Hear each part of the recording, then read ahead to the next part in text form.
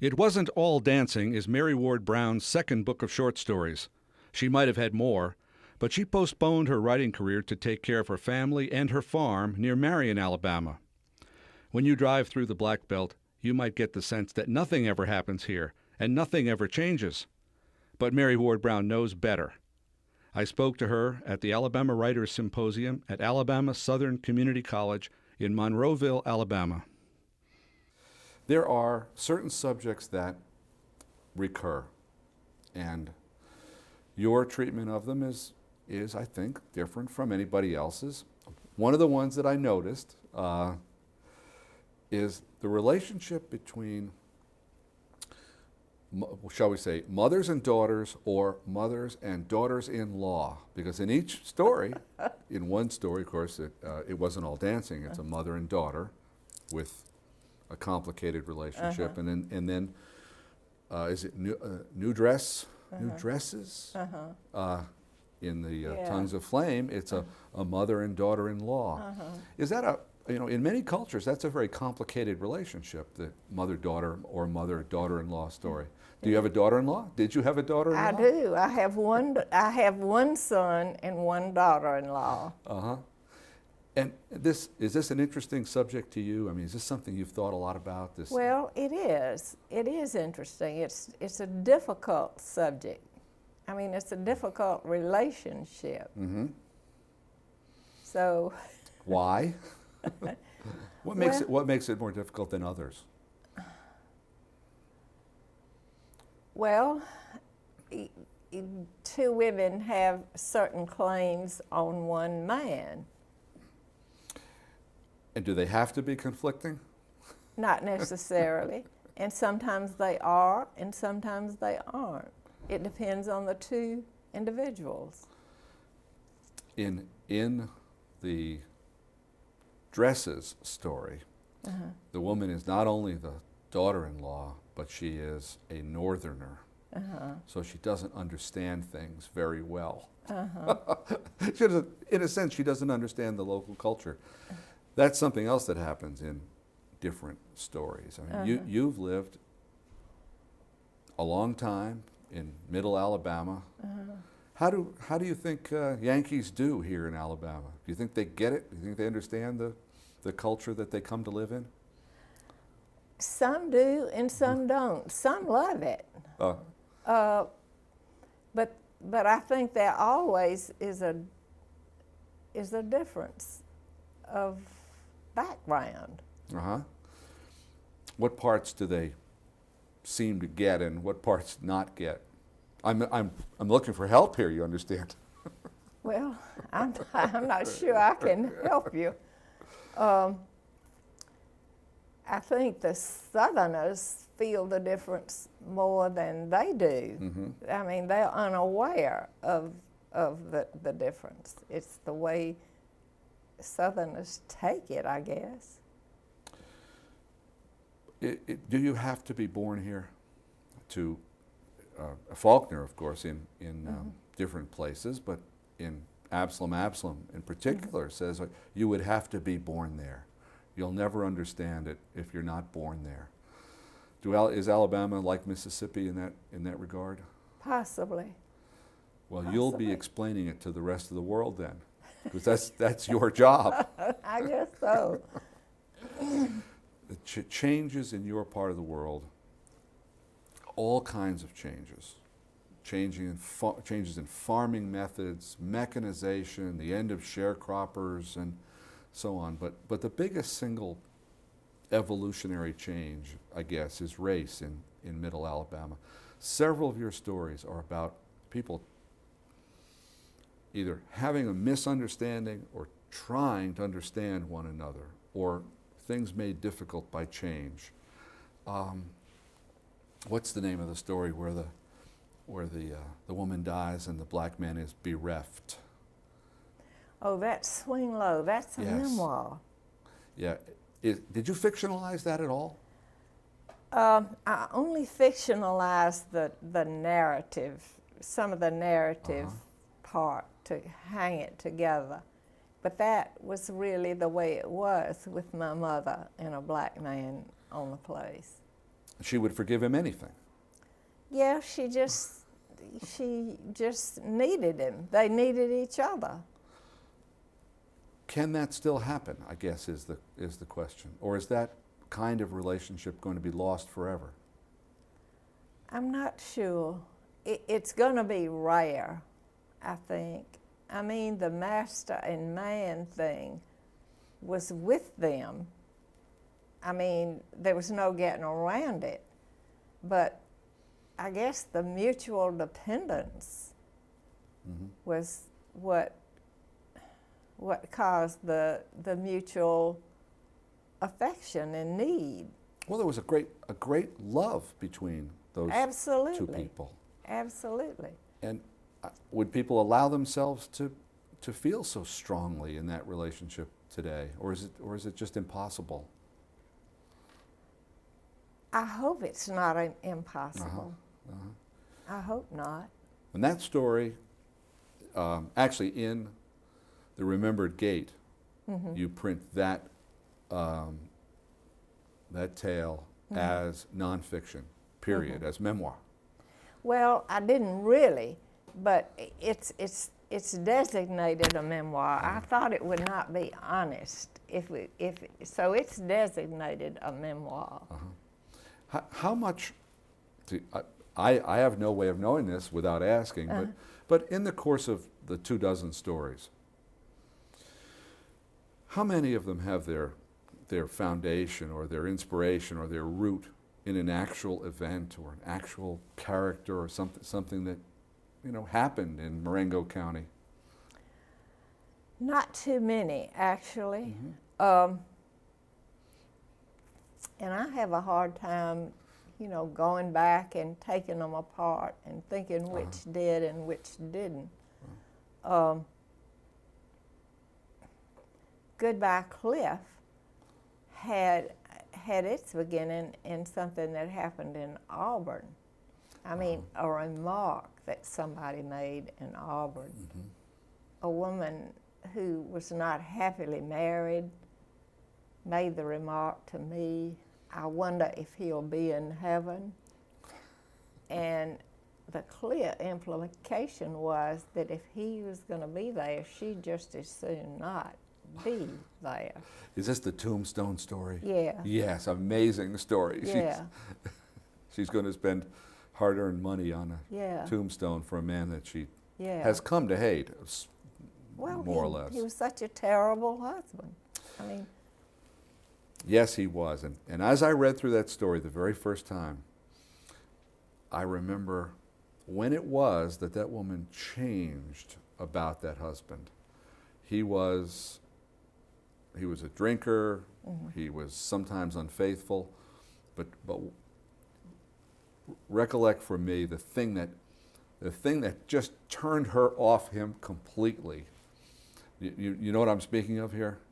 It's when the money.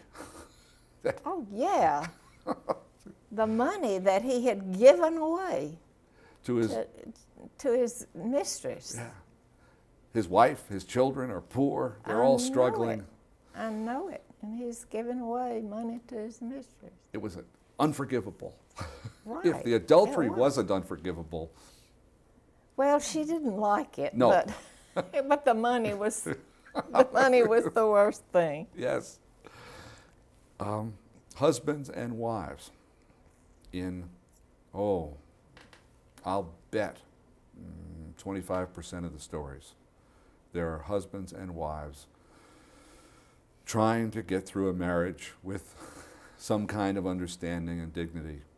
Married life hard, married life complicated business. And a lot of husbands were unfaithful. Uh-huh. Well, that didn't come out of my life. I had a really wonderful Good. husband, so I didn't get that.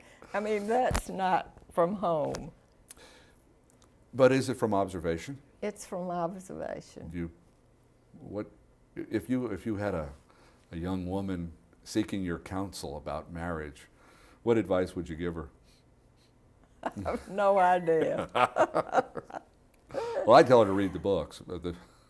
I think one thing I would say is if you just hang in there, the real rewards come later, come late. Ah. Why? Because you get to know each other and accept each other's faults, and you get closer.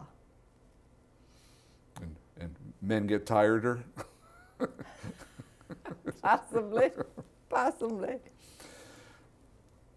Several of the wives in your stories, I can think of two easily, are plagued with a kind of self-doubt. I mean, your stories are very female stories. I mean, many of them are. Well, I'm a woman. Exactly right. You're the expert.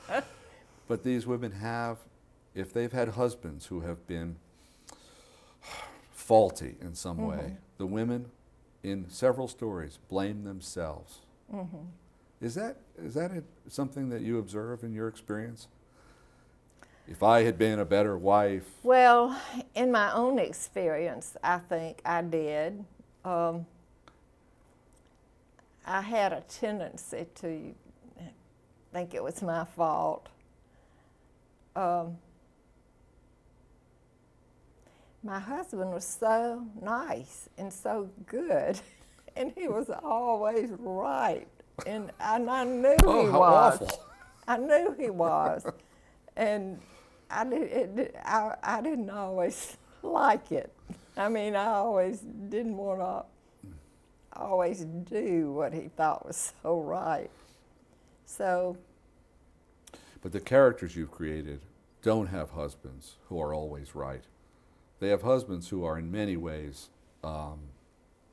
behaving badly. I know. But the women seem to take the guilt onto themselves. Well, one did. What was that story? Well, the birthday cake for the one. birthday Yeah. cake is the one I'm thinking Yeah. of. Right. And I do think some marriages fail because one of the other persons didn't do as well as he or she could have by the partner. The birthday cake is, the actual cake itself is, and if there's a better word, you can tell me, but it's a kind of a symbol, as is perhaps the amaryllis, as is perhaps, more than perhaps, the cross in Tongues of Flame. When you're crafting the story, and I know you work draft after draft and you work away at it, at what level of consciousness are you saying, I'm going to load this object with symbolic value? What's your thought process on something like that? The cross, the cake, the flower, and other objects as well. I never think about it. No. It just happens. It just happens. In the beginning of the birthday cake, all I had in mind was that she had baked this cake for this occasion, you know, and I thought, well, she's got to go, but I'm not going to let her take the cake. But I didn't think of it as a symbol. She's going to hang on to this proposal that she knows she's going to get. And I really didn't think of it as a symbol. But it is an object that has more than everyday meaning. Well, it does. Well, it but does. It was a crude. I didn't put it in. I didn't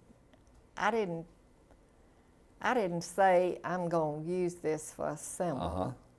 After you're done and you read reviews or you have conversations with your readers, as you are having, and I say, this object looks like a symbol or this one looks like a symbol, do you agree? Yes, You do. I do. Yeah, afterwards. Afterwards. Yeah. Afterwards. You suppose that's the way most writers actually do? Well, I don't know how other writers do, but I think if you build a story around a symbol, it doesn't work. I mean, that's... Too much consciousness. Yeah. Right. How long do you work on a story? I mean, I know that we don't keep a time clock, but Well, listen, what's the process? this is embarrassing almost to say how long I work on a story. I think I worked on that story, A Meeting on the Road, the last story, and it wasn't all dancing, for at least 4 years, off and on. Okay. And it's only 12 pages.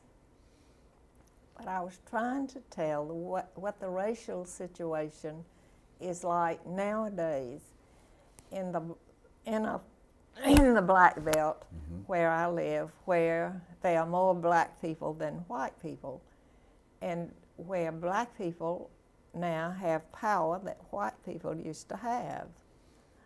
And I wanted to tell it truly. But you can't tell what the situation is now without knowing what it was before. And so I felt that somehow I needed to connect the two. And there's so much to say that I would write off at tangents and throw it away, realize it didn't work. And every day I'd get up and read the start of the story and read as far as I could, and I'd think, no, that's not right. And so I'd put it aside, and the next day do the same thing. And work on other things along the No. way? No. Same thing. Really? Well, it's extraordinary. I But mean, it's crazy. well, it's determined. It's crazy. Well, it's a good story, and it wouldn't exist if you hadn't stayed on it. Well, I guess not. Right. The Three Penny Review published it, but it got one favorable comment, no more. But when I would read it around the state, people seemed to really like it. So I don't know whether it succeeded or failed. Besides husbands and wives and generational issues and racial issues as time changes, one of the things that you are very subtle about, and something which I would never understand, not if I live here I've lived in Alabama for 34 years, and if I live here another 34, I will never understand all the nuances of social class that exist here. You can find the little lines between the upper middle and the middle middle and the middle middle and the lower middle. And I'll tell you which story I'm speaking of in particular. It's I think it's called A Small Kindness. All right, I have read that story several times, and I'm telling you that I do not understand it. And you can tell me how to understand it. A professor's wife loans some clothing to the woman next door. How would you, if you were a sociologist, which you are, by the way, as a sociologist, how do you describe the two women? What niches in the social world does each of those women occupy? Well, class is everywhere in the South, and I don't know about other parts of the world, but I think it's everywhere too. Here it's more visible, I think. I guess so. Everybody knows everybody, and you know who their father was and their Yeah. uncle. Oh, yeah. Yeah. Well, What are the differences between those two women? well, one is educated. Yeah. I mean, she lives an entirely different life.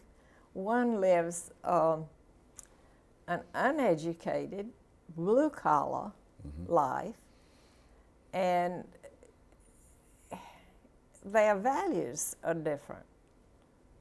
Their ways of life are different. The way they think are different. They're next door neighbors. But they're next door neighbors. Uh-huh. But the one on the left doesn't feel deprived, apparently. She doesn't feel deprived. She doesn't have, clothes to wear home, it wouldn't have kept her from going. Right. But her neighbor, to whom clothes matter, it did seem important. So she offered to lend her her clothes. Right. A coat and a dress. Right. And they come back soiled. Right. And I had an uproarious conversation with several people about this story. And I said, I think facetiously, that the moral of this story is never lend your clothes to blue-collar people. And I was assured that was wrong. Is that wrong? Well, I think what I was trying to say is how good intentions go wrong. And is the more educated woman, is she sorry she did it? She is. I mean, she's sorry her clothes got ruined. She weeps. Yeah. Well, she weeps for that, and she weeps for the whole situation. She weeps for the class difference. She has not felt better than her neighbor. No. But this has come up in her face. Yeah. Now she has to deal with it. Right. How will she deal with it? What conclusion, if I've reached the wrong conclusion, and I'm sure I have, what conclusion has the woman in the story reached? Well, I don't go into that. that's for you to reader. Will she do it again? Well, we don't know. Well, you know. No, I don't. I'd have to write another story. Are you writing more stories? Well, I hope to. Yeah. I mean, I know you're busy right now enjoying the It Wasn't All Dancing, but I do hope to write. I have 2 more stories I really hope to write. And although Catherine Ann Porter may have erred in writing a long novel, I mean, it was immense, and it took 15 years or something terrible. Do you ever think about a longer form? No. Do your stories ever grow? No. A novel would kill me dead to struggle with all those sentences, because I write every sentence more than once, probably. If I write one that stands up and I like it after I've read it 6 times, I just think it's a gift from God.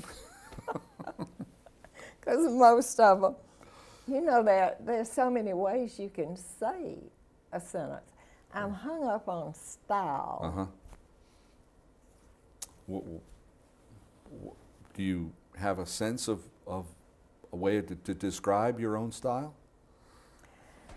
I really don't, except when I rewrite.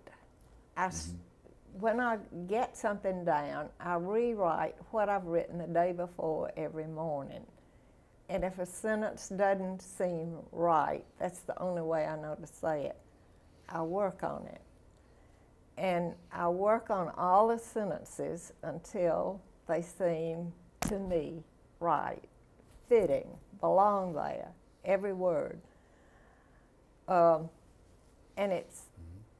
I don't know how to describe it, and I'm sure nobody else works that way. But it's just the way I do. I have to be able to stand it, to read it over until I can stand it, and until it's not noticeable, until I can see the story past the words. And you're going to keep tilling this postage stamp of soil that is your home territory. Well, I hope so. You do imagine that the stories of the future will also be black belt stories. Oh, absolutely. Yeah. Have you enjoyed, in the last, well, now it's been 16 years since the first book, and only 1 or 2 since the second book. You've now met a lot of writers, perhaps a lot more writers than you'd ever met before or ever planned to meet. How are you enjoying the world of writers as you travel around to bookstores and conferences and so on? Well, I love it. I love to meet new writers. Yeah. When you chat, what do you talk about? You talk about style or royalties? Well, not royalties. Not many of the writers I know getting any royalties, although I get a few. I mean, I get a few dollars every year, you know. Right. But no, we talk about what we're doing and. Well, I guess what I'm asking is now that you are an established writer and people know you and your work and you're meeting more and more writers, do you like the company of writers? I do. You do? Not But everybody does, you know. I do, Yeah. I do, but I don't get to spend much time with them. Well, I have certainly enjoyed this talk. It's been a pleasure. I'm glad you were able to spare us the time. Well, I appreciate being your guest.